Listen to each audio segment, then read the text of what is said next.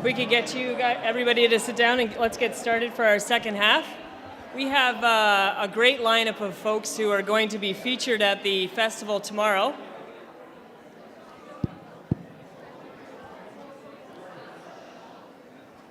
I would like to bring up 4 guests that are going to be featured at Words tomorrow. These are an esteemed group of individuals from all walks and all forms of the word. I'd like to bring to the stage James Bartleman, Mark Kingwell, Joan Barfoot, and Jeramy Dodds.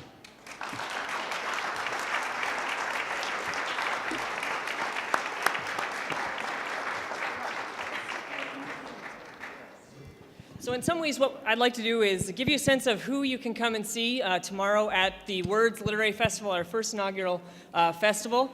We have 4 great guests this afternoon. Let me introduce very quickly, and we'll get started quickly. And after we're done with our panel, I would invite everybody to come and to get your books signed and to mingle with our authors downstairs in the center gallery. You can get another drink. We've got a bar set up. We can continue the great conversation. So our first individual in our panel this evening is James Bartleman. Before taking on his role as the Lieutenant Governor of Ontario, Jim Bartleman served 35 years in Canada's Foreign Service as ambassador to Cuba, Israel, NATO, and the European Union.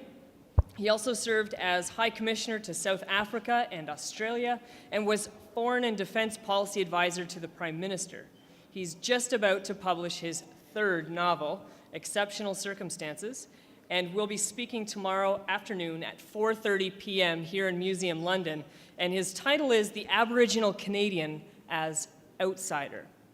Our second speaker on the panel is Joan Barfoot. Joan Barfoot is one of London's brightest literary lights, is the author of 11 novels, a journalist for several newspapers across the province of Ontario, including our London Free Press, a Western graduate, and was recently conferred an honorary Doctor of Literature in recognition of her contributions to the cultural and literary landscape of Canada. She will be reading tomorrow morning at 11 a.m. with Guy Vanderhaeghe, who you just heard from, in the lecture theater, and that promises to be an excellent session. Jeramy Dodds. Jeramy Dodds is an award-winning translator. Oh, I got him out of order. Oh my goodness, this is the skip. We'll go out of order. Sounds good? Jeramy Dodds is an award-winning poet, translator, and contributing poetry editor at Coach House Books. If you can believe it, he drove to London from New Brunswick, where he is the writer-in-residence at the University of New Brunswick. A road warrior. We're incredibly grateful for your clear passion for the Canadian landscape out the window of your car. Jeramy will be in conversation tomorrow morning at 10 a.m. here in Museum London with local poet and musician Andy Maguire. Last but certainly not least, and out of order, we have Professor Mark Kingwell, is a philosopher, editor, critic, and prolific writer based at the University of Toronto's Department of Philosophy, with books and essays on a range of topics like civility and citizenship, justice and democracy, luck and happiness, architecture, cities and public spaces, aesthetics, procrastination, professional sports, and trout fishing. On Saturday afternoon at 2 p.m., Professor Kingwell will be here to give a lecture with a wonderful title, You Must Change Your Life, Beauty, Desire, and Happiness.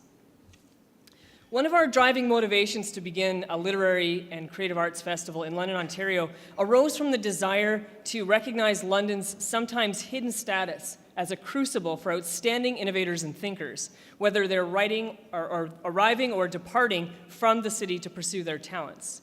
Let's think of some of the innovators that have come from this city. One can think of the co-discoverer of insulin, Frederick Banting, and was a visual artist himself, quite renowned, and knew quite a few of the visual artists in Canada, including a group of 7 painters. Jack Warner, co-founder of Warner Brothers Studios, not something a lot of people know that Jack Warner was born here in London, Ontario.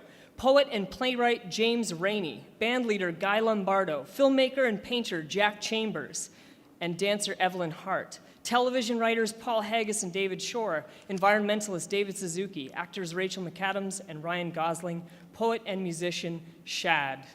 And of course, Joan Barfoot and James Bartleman, who have done their undergraduate degrees here at Western. Yes, indeed, a clap for the talent that's come from Western, or from London and Western.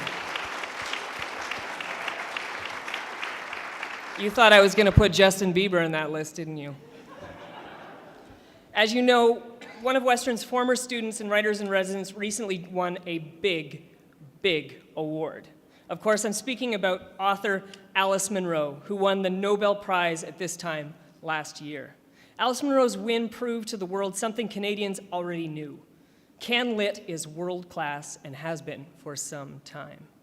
In honor of that celebration and that big win, Western has set up a chair of creativity in her name to celebrate our creative culture and to advance the study of creativity. As thinkers and writers on our panel, I wanted to begin by putting them all on the spot to look into their creativity. And I'd like to ask them, as individuals that have devoted a significant portion of your lives to the study, to the activity, to the manifestation of creativity in all forms, how do you view creativity? How do you nurture creativity? Why is it important for us now? Anybody want to start us off?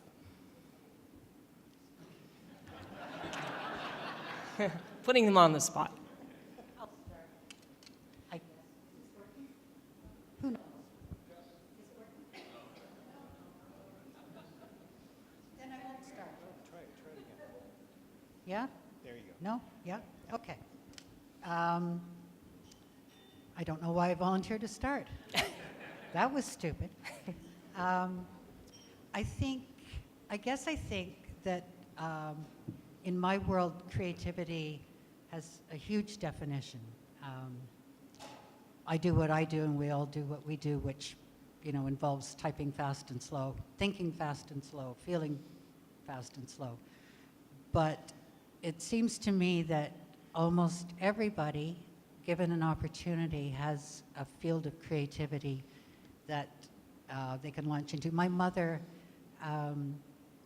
was a gardener, and I am so not a gardener, but she every year studied seed catalogs in the winter, and she planted the most beautiful gardens, and that was her art, I think. I didn't think of it at the time. What I thought at the time was, why can't I throw my ball into her stupid petunias? But that was the way she expressed beauty, and I think probably most people, everybody probably, given an opportunity, would like a way to create beauty and to probably create something that hasn't existed before, that you make something that if you didn't make it, nobody would. Sometimes that's not entirely a good thing, and sometimes it's a good thing not to make something, but we all, I think, have some sense that there's a hole in the universe that only we could fill, and whatever form we choose, maybe it's quilting or gardening or it's writing books or it's writing poems, but it's a way to fill a little hole in the universe that only we do. Great, yeah. I started late in writing. I retired as a Foreign Service officer, retired as Lieutenant Governor, and I turned to writing. And I think I did that for two reasons. One, especially when I started to write novels, not so much in the nonfiction side. I was 66, 67, I'm now 75. And, I look at, this is a philosophical answer, I guess, look at how much time have I got left on Earth, and how do I want to spend it? I'm an agnostic. I have no expectation that there is I'm going to go to heaven or to hell, thank goodness. So I want to spend those last years really living. And for me, really living is to have a heightened sense of consciousness. And what I found when I started to write novels was that I was living at a level, a deeper experience of the beauty of the world than I would have in any other way. My wife said, why don't you go and volunteer at the food bank. Well, I suppose you could have another level of consciousness there, friendship, helping, and all the rest, but I'd rather have some classical music on and to really live more deeply, being aware of mortality coming.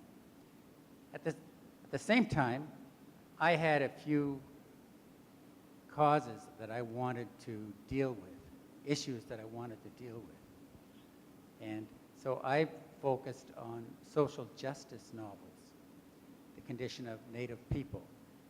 And so my creativity had a pragmatic end to it. Thank you.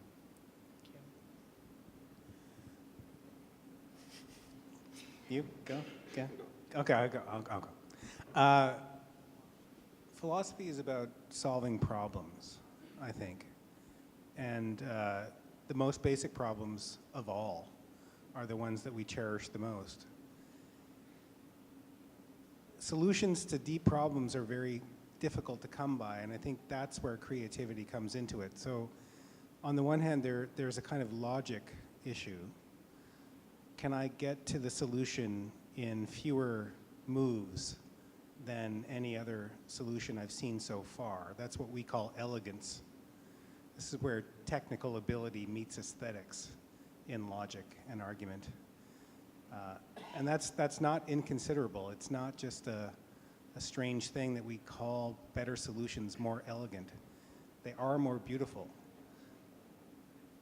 So when I think about creativity in what I do, it's about how to solve problems better than they have been solved so far.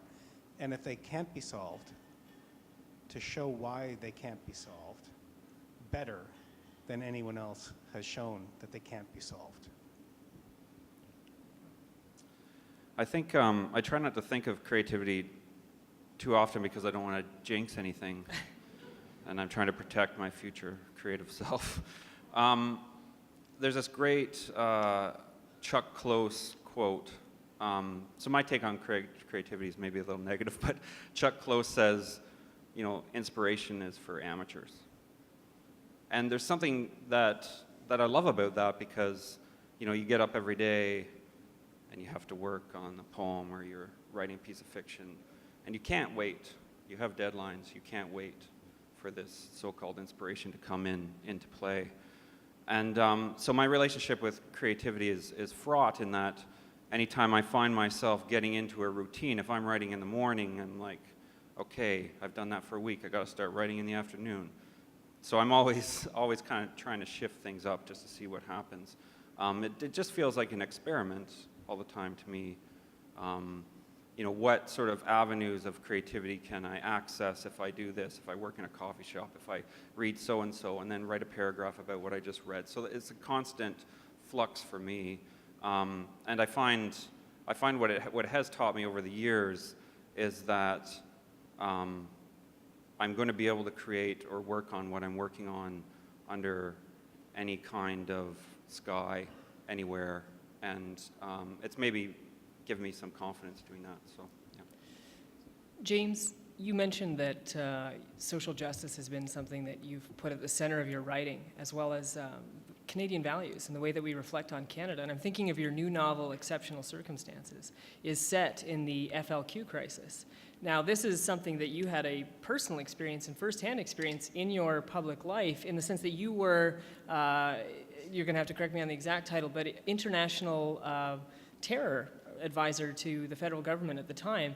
And it strikes me that these are themes in this novel that are coming up, like torture, national security, citizenship, and human rights. Themes that really resonate with Canadians right now. In light of recent events like Ottawa and Quebec this week, though it's very, very soon to make comments on, and our potential involvement in the Middle East, I'm wondering how Canada's conception of itself has changed since those 1970s. How have we changed as a country in the way that we view ourselves? In 1970, I was the so-called expert on international terrorism in the Intelligence Bureau of Foreign Affairs. And when the crisis occurred, I was the member of the of the task force that managed it, and I provided the assessments. And what really struck me was the fact that here was a crisis which really was not something like 9/11. There were about 50 men and women running around Quebec, putting bombs in mailboxes, and they kidnapped a couple of people, and the whole province of Quebec shut down pretty well, and the federal government declared the War Measures Act. They removed habeas corpus, they brought the military in, but I knew, because I was in the intelligence side, working with the RCMP Security Service and the others, that there were only 50 of these guys. They weren't thousands of them running around. And I thought that was an abuse of power. That's something that made me think of, my previous posting had been in Colombia. There you went through the streets and people with machine guns and beating up people and all the rest of it. I said, is this the way our country is going to go? So that was something in the back of my mind. And then, years later, that idea came to fruition to do something about it, because I'd started to write. And I was really upset at the fact that in 2010, the Minister of Public Safety of Canada sent a directive to the head of CSIS authorizing CSIS to use information received by torture in its operations, and instructions to the RCMP, to the interceptor organizations and all the rest, to tell them using information derived to torture is okay.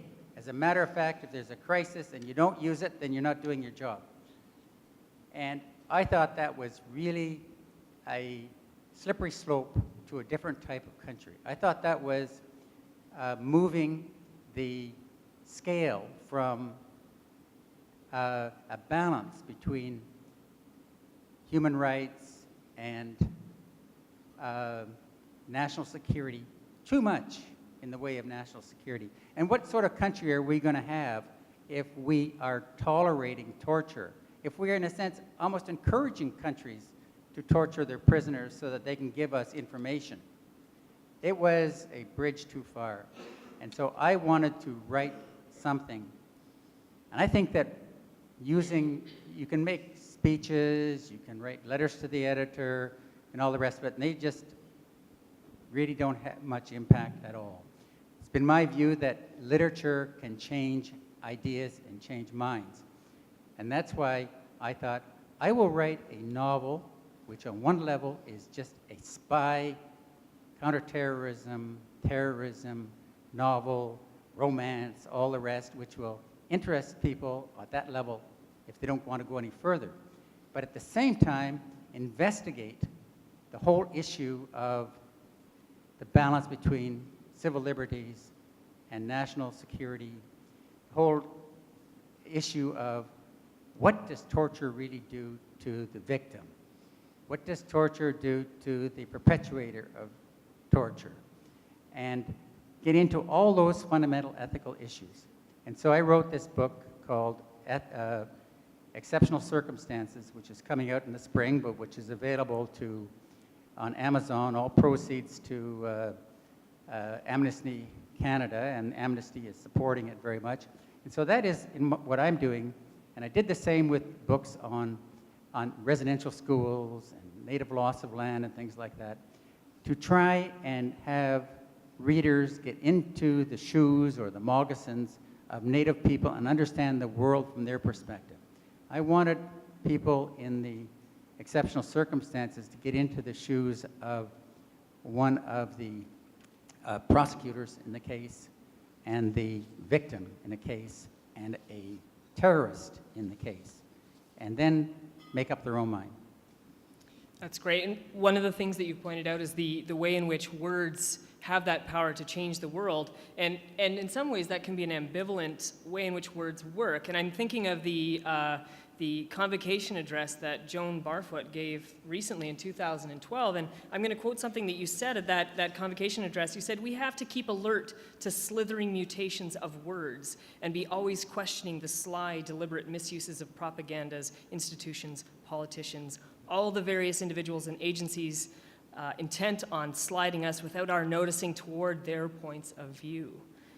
You also highlight the power of words to express dissent with things as they are. I'm wondering if you could expand a little further upon this point. How have words been a vehicle or a form of empowerment for you to dissent as a writer?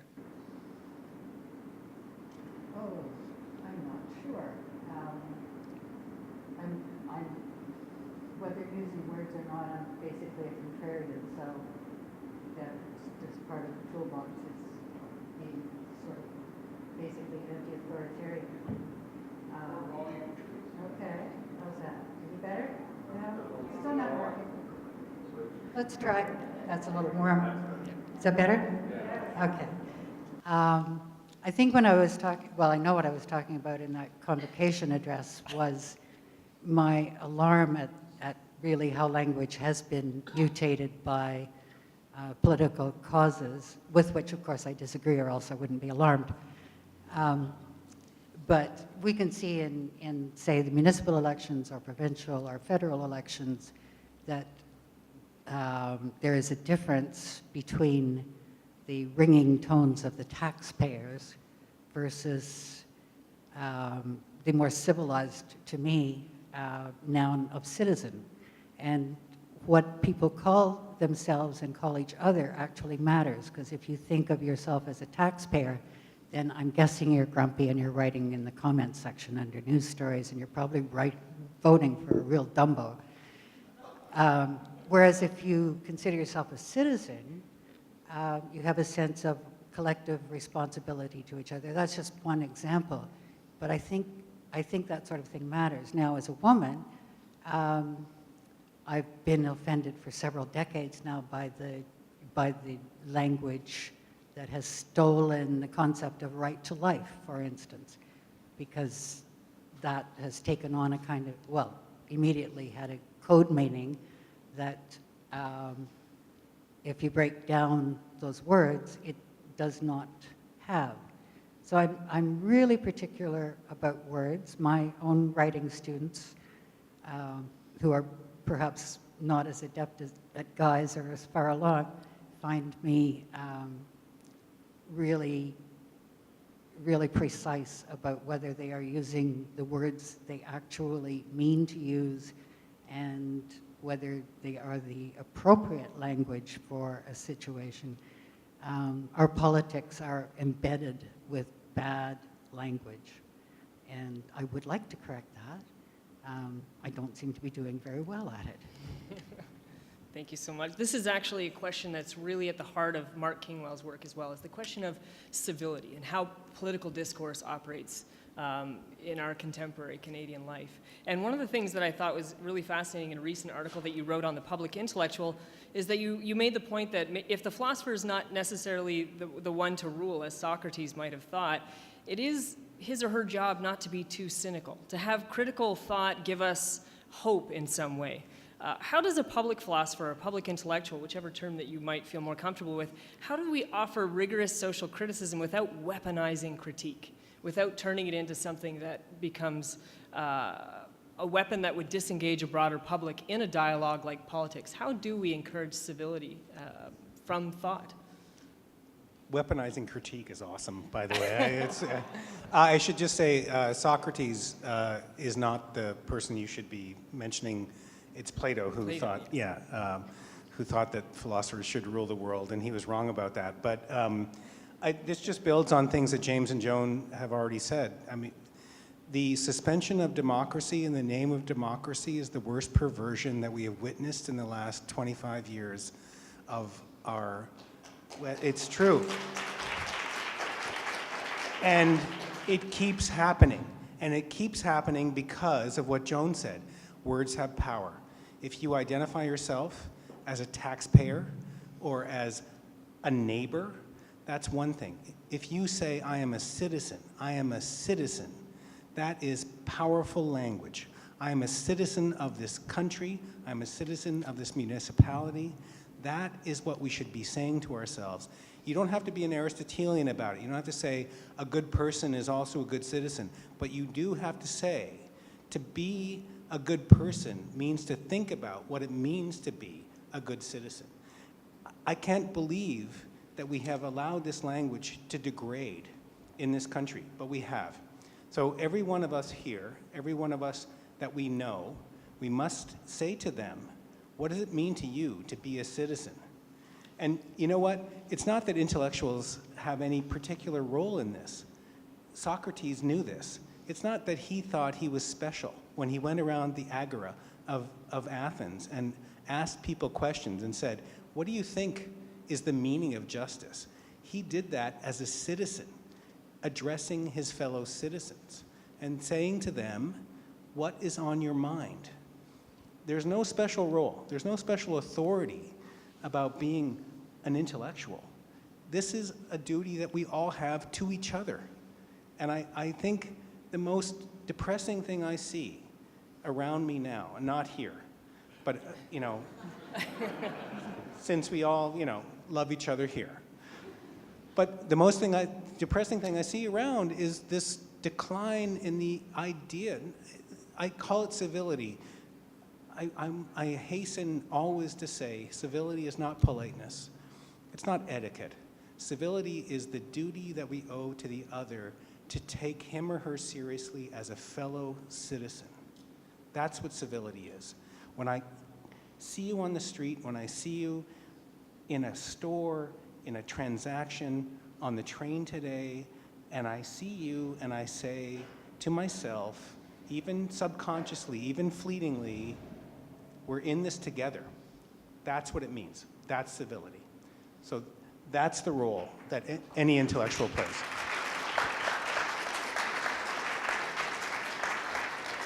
I'd like to switch gears for Jeremy. There's something that I noticed actually when I was thinking about this panel is that two of our speakers on this panel have actually share quite a strong affinity with the figure of Glenn Gould.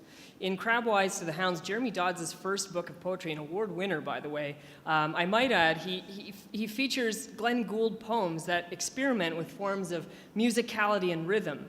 Mark Kingwell also spent a great deal of time with Glenn Gould, authoring a book in the Extraordinary Canadian series, which actually is the series that Vincent Lam has written, the Tommy Douglas book, on our reclusive Canadian piano virtuoso, which has a fractured approach, what you've called a musical biography. What I find fascinating in both of your cases is the way in which a Canadian musician inspires unorthodox, interdisciplinary responses, either in poetry or philosophy. Jeremy, what drew you to Glenn Gould when you sat down to look at his work? I didn't know much about him. Can you hear me?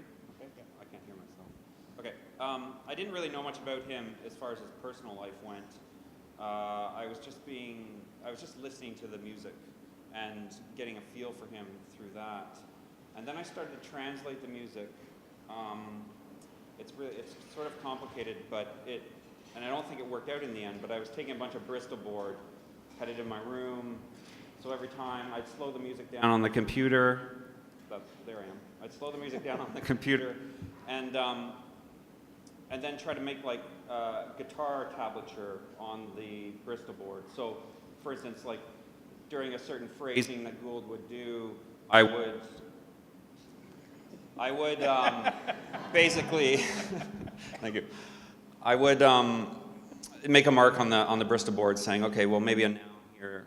Okay, maybe it's something I'm wearing. And I just basically try to translate the different phrasings and notes into English. And so I came up with this long sort of process that eventually evolved into a few poems. So I didn't actually, until I read Mark's book, I didn't really know a whole lot about Gould himself. So they're not autobiographical. They're not biographical poems, and they're just sort of experiments with sound and with metaphor. Obviously, you listen to some of Gould's work and you think of certain things. So I just allowed my imagination to run wild with some of the metaphors, extended metaphors, that sort of thing. So that's my relationship with Gould. Can I say something about this? Jeremy and I have never met until today. No, it's true. But we corresponded because his poems about Gould, in especially Crabwise to the Hounds, which is for sale downstairs, That's so true. inspired me when I was writing my book about Glenn Gould that I quoted them. And we, once upon a time, had a chance of doing a performance piece together. I wish we could do it now, but we can't. No, we can't. Spontaneous improv. You'll have to invite us back again. But I think it's amazing that even though we have many friends in common and many interests in common, obviously we haven't met until 2 hours ago. 3.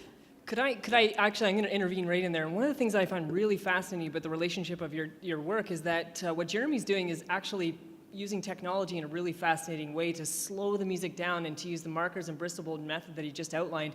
And Mark, you actually have a really fascinating reading of Gould, which is that gets buried between the mythology around his eccentricity, but you've pointed out actually technology had a lot to do with why Gould is the figure that he is. Yeah, it's true. Last night in Toronto, I interviewed David Cronenberg on stage at the International Festival of Authors. And I put to him the question, which has been on my mind for many years, whether there is such a thing as a Toronto or maybe an Ontario school of technology thought. McLuhan, Innes, Fry, Gould, Cronenberg, and I do think it's true. And there is a kind of meditation on the way that body meets technology, the way media seep through our sense of ourselves as embodied as persons, which is really unique to this place and the last sort of 20 years or 25 years. And if you look at all the creative activity, the films of Cronenberg, the writings of McLuhan, the philosophy of various people, it's a remarkable achievement. I think going forward, people are going to look back on this and look at this cluster of thoughts, and I think Jeremy's in here, and it's really quite something that we have. We're not transhumanists in a kind of straightforward way, but there's something really, really interesting about what's going on. There's another really interesting affinity on our panel, and that is between Mark Kingwell and Joan Barfoot. Both speakers have spoken to the question of luck. And that question, Mark has called that in Canadians in many ways, and I'm going to eventually ask Jim this question as well, but there's a certain sense that we have a birthright lottery, and I think this is a phrase that Mark has used. It's a form of luck which in some ways should make us more aware of our advantages and privileges that we have in our society, and it should also give us time to make us aware that we have some in our society that have disadvantages. The same, in this case, bad luck, or the fact of things that happen that we could in some ways adjust for. Luck runs both ways, both for the advantage of some and the disadvantage of others. What role does luck have in being a writer and a thinker? I'll leave either one.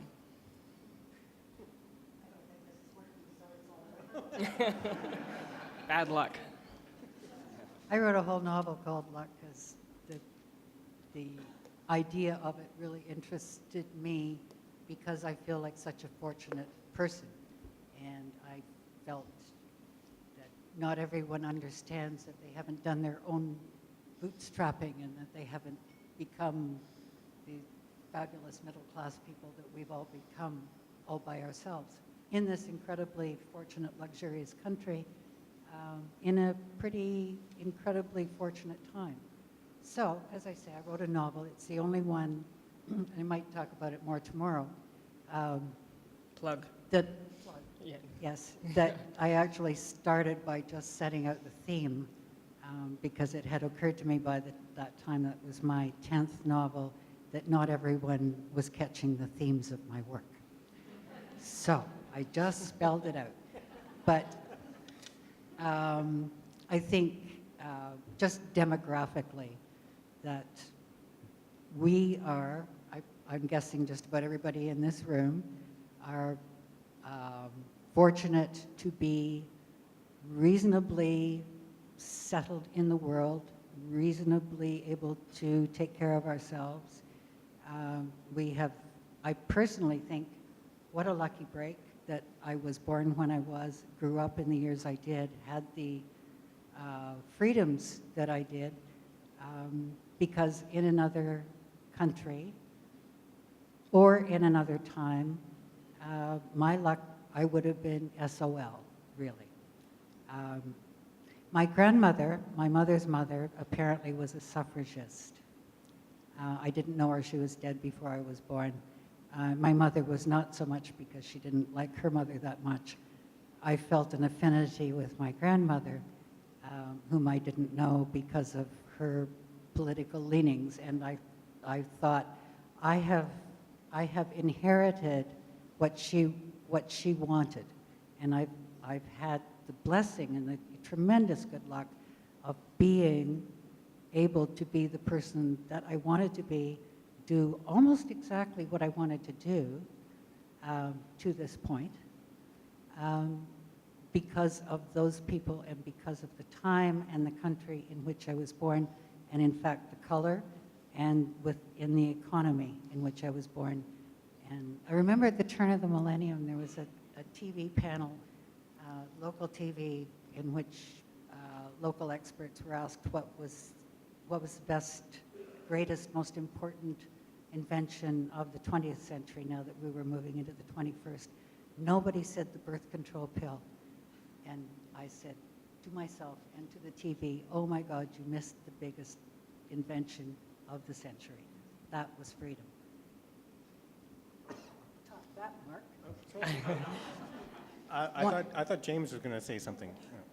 Oh, well, in some ways, what I was going to do to think through this question in the perspective of James's writing was the fact that we have in Canada, above the CNR rail line, a different Canada.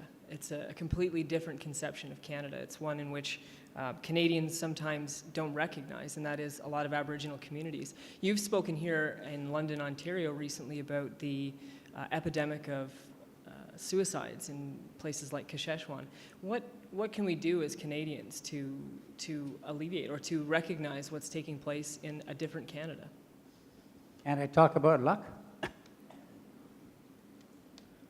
What's Can I that? talk about luck? Yes, you certainly can. You certainly can talk about luck. Yes, yeah. I would just like to pick up the point you said above the CNR line. I don't know what it's like above the CNR line. I thought that was North London. Everybody was rich.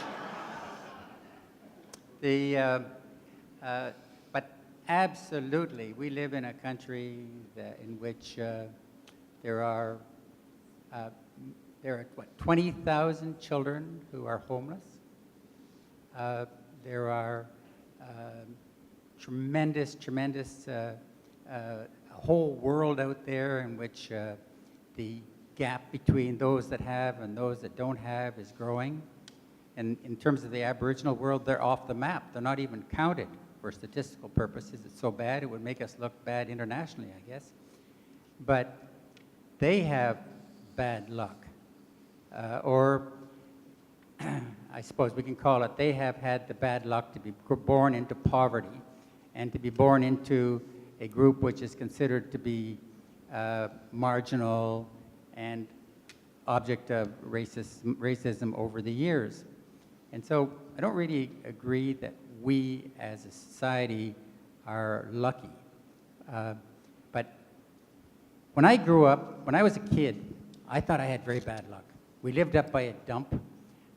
We moved to an old haunted house, no electricity, an outhouse in the back, coal oil lamps, people on both sides of the house committed suicide. It was sort of gothic. We were chased home every day, my brother and I, by kids saying, yeah, you dirty half-breed, you dirty Indians, what are you doing here? But then, that was really lucky because I was an outsider. And I think that outsiders do much better in general in Canadian society because you're not in a rut. You're not stuck think of the group around you, whether it's the Northern Irish, English, Scottish world, you can look at society in a sense like Jewish people, in a sense, that they, being on the outside, you're able to be more objective as to what is going on. And I was able to turn all that bad luck into lessons, which were helpful me in life. And then, real luck, I was working for an American multimillionaire, chairman of the board of Pittsburgh Paint and Plate Glass, who told me when I was in grade 12 that he would fund my, and I didn't know him, except I polished his boats and I started his fires and I put ice in his glass of bourbon, but I was just the local help. And so with his funding, I went to London Central Collegiate, which was sort of bad luck. That's supposed to be a joke. But there were great teachers there. I went to the university. He paid the whole shot. That was wonderful luck. And then when I joined the Foreign Service, and after I joined, they told me, the personnel officer said, "You're lucky, Bartleman. You weren't on our original list, but somebody dropped out." So and I said, "Well, thank you very much for that boost to my self-esteem." And then years later, the Prime Minister, Jean Chrétien, was looking for somebody who was an old hand at foreign policy who could have given him advice, but he didn't want anybody too smart. And so he picked me. And so that was my luck there. And so luck is sort of blind. I would like to invite everybody to come downstairs to meet our authors. Our authors, if you're available, we have some tables set up for you to sign some books so that people can meet you in person. We really do invite you to come down and have a drink and stick around and talk. We have a great lineup for you tomorrow and Sunday of events for Words. This festival is for London, Ontario. It's for you. It's to celebrate what we do with words. It's to also celebrate people in Canada who can come here and talk about what they do with words. Please join me in thanking our panel of speakers for tomorrow.